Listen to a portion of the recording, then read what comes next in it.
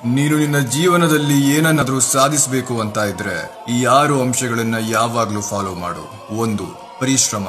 ನೀನು ಏನನ್ನಾದ್ರೂ ಸಾಧಿಸಬೇಕು ಅಂತ ಇದ್ರೆ ಶ್ರಮವನ್ನ ಹಾಕಬೇಕು. ಅದನ್ನ ಬಿಟ್ಟು ಅದೃಷ್ಟವನ್ನ ನಂಬಿ ಕೂತ್ಕೋಬಾರ್ದು. 2. ತಾಳ್ಮೆ. ಇಲ್ಲಿ ಇಡುವಂತ ಒಂದೇ ಹೆಜ್ಜೆಗೆ ಯಾರು ಗೆಲ್ಲೋದಿಲ್ಲ.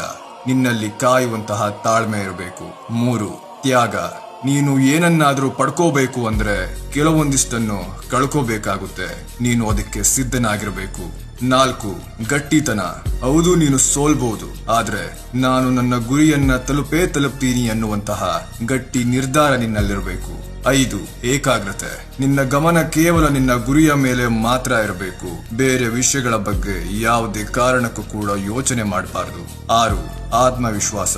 ನಾನು ಎಷ್ಟು ಬಾರಿಯಾದ್ರೂ ಸೋಲ್ಲಿ ಅಥವಾ ಯಾರು ನನ್ನ ಬಗ್ಗೆ ಏನಾದ್ರೂ ಮಾತಾಡ್ಲಿ, ಆದ್ರೆ ನಾನು ಮಾತ್ರ ನನ್ನ ಗುರಿಯನ್ನ ಮುಟ್ಟೆ ಮುಟ್ತೀನಿ ಎನ್ನುವಂತಹ ಆತ್ಮವಿಶ್ವಾಸ ನಿನ್ನಲ್ಲಿರಬೇಕು.